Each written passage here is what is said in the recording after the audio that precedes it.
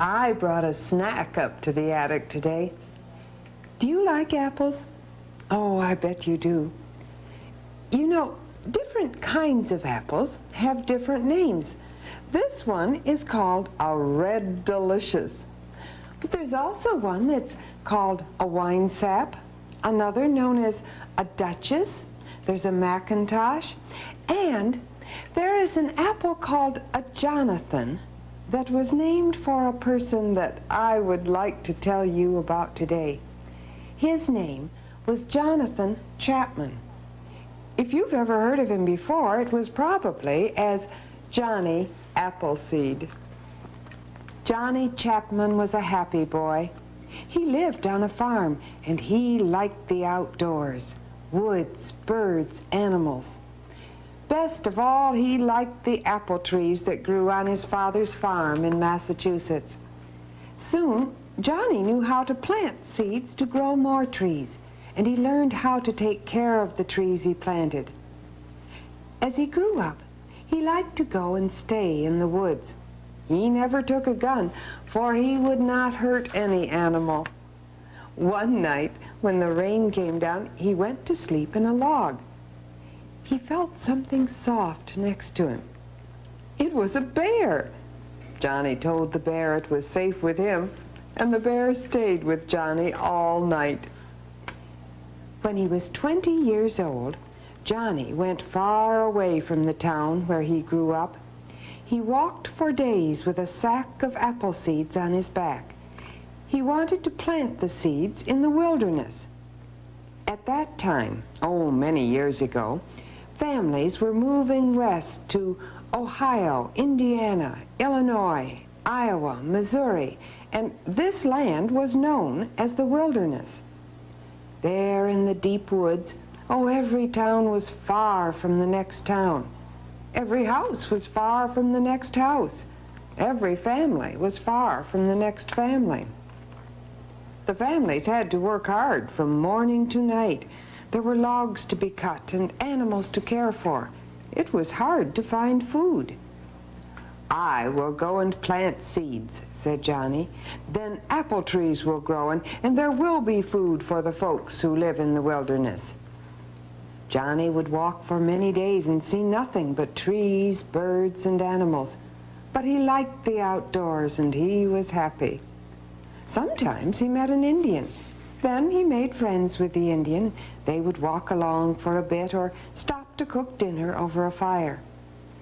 If the Indian should ask him where his gun or his shoes were, Johnny would answer, "I get along fine without gun and shoes." As Johnny walked in the woods one day, it began to snow. All day long the snow came down until it was very deep. Johnny was cold. He did not know what to do, for he knew he would have to walk for days to get to a house. How can I walk without shoes, he thought, in this deep, deep snow. That night he made a fire and went to sleep in a log. Oh, but in the morning the snow was still coming down, and Johnny knew that he could not stay in the cold woods. So he cut off a bit of his coat and put it around his feet. He took a branch from a tree and put it over the fire. That made the branch very soft. He cut it up and made snowshoes. Now he could walk in the snow. After many days he came to a house. An old woman lived there, and she was glad to see him. He cut logs and took care of the cow and helped her around the house. He stayed until the last snow was gone and the days were fine and sunny again. Then he planted some seeds for her and said, "I'll come back someday." Soon people began to talk about this man that walked along with a sack on his back. Oh, they liked to see Johnny as he stopped, to plant seeds or to help other people when he could. One morning, he stopped at a house and a little girl came to the door. "What is in that sack?" she asked. "Apple seeds," said Johnny. "What good are seeds?" she said. "Why not throw them away?" "No," said Johnny. "I'll plant some near your house, and one day you're going to see a pretty apple tree." Then the girl's mother came out. "Why, I know who you are," she said. "Is your name Johnny Appleseed?" "Yes, that's what they call me now.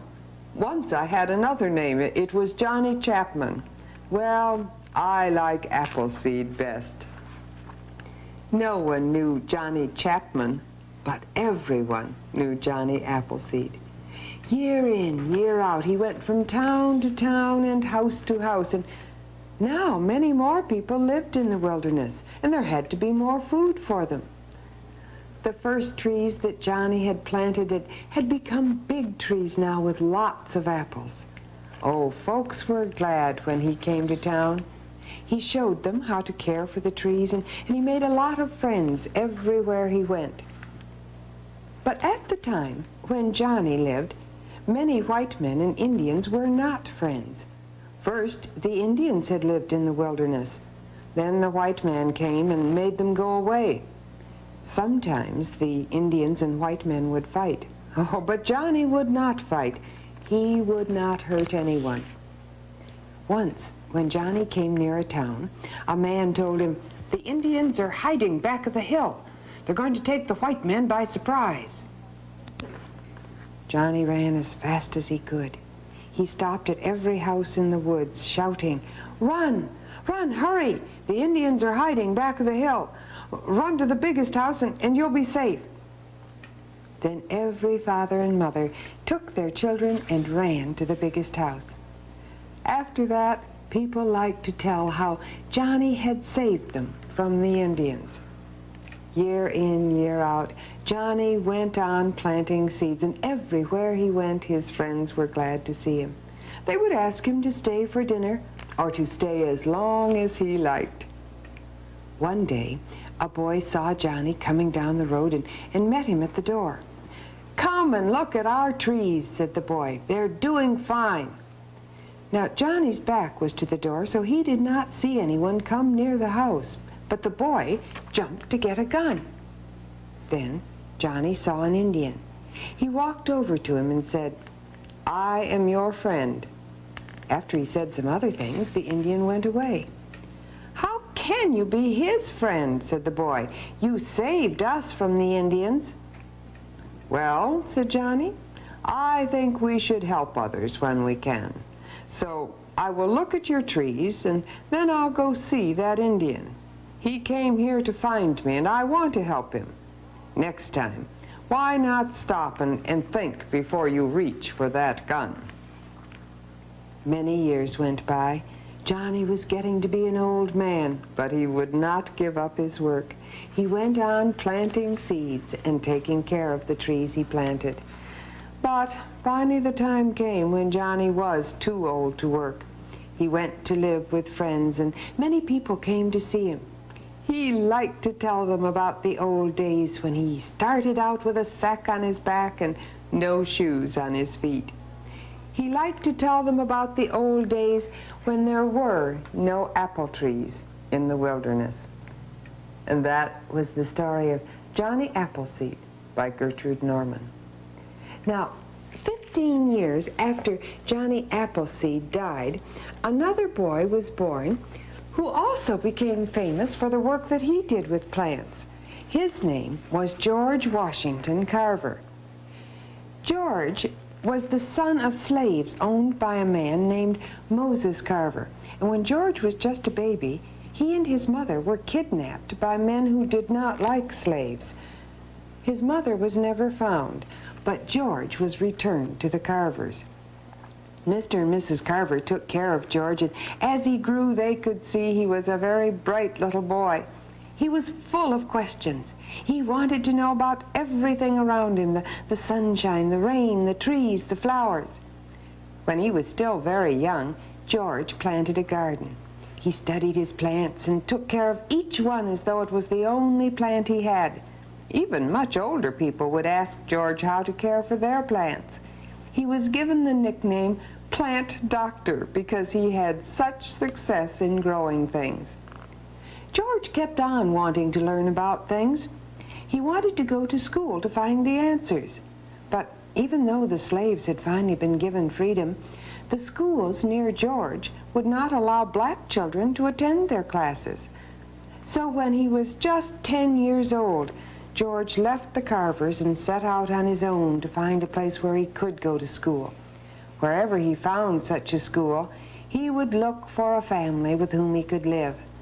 He was quiet, hard-working, and people liked him. Families took him in, and George in turn would work for them, scrubbing floors, washing clothes, baking bread. When George was older, he wanted to go to college to learn still more. Oh, but college cost a lot of money. George was 30, much older than most college boys, before he'd saved enough money to go on with his education. George had never lost his love of plants, and so at college he studied even more about them and about the soils in which they grew. He experimented with plants, and he learned secrets about them that no one else knew. After he finished college, George became a teacher at Tuskegee Institute, a college for blacks in Alabama.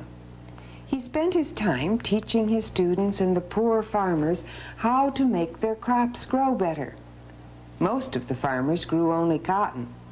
Professor Carver told them they could earn more if they would plant other things as well.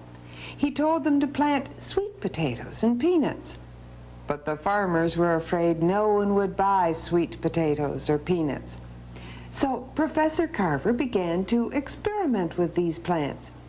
He found that more than 100 things could be made from sweet potatoes, and that more than 300 things could be made from peanuts. Why, did you know that one can make soap from sweet potatoes? And that from peanuts we can make ink, paper, shampoo, shaving cream, even milk?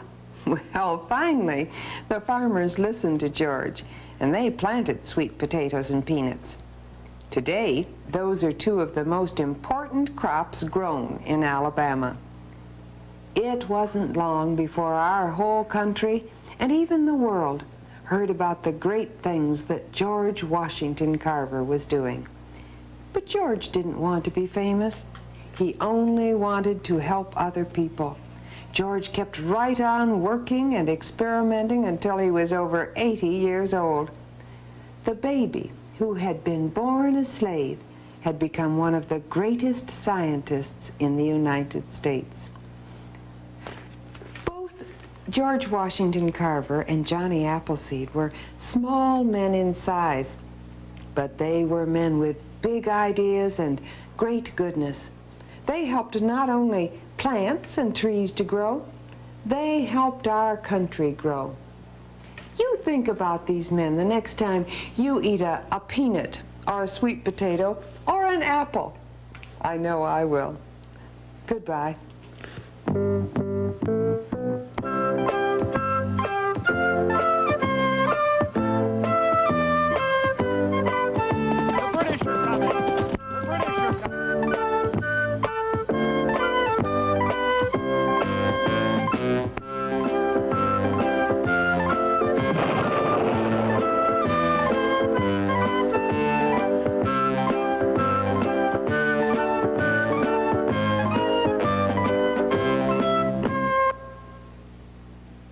The preceding program was made possible by a grant from the Ohio Department of Education.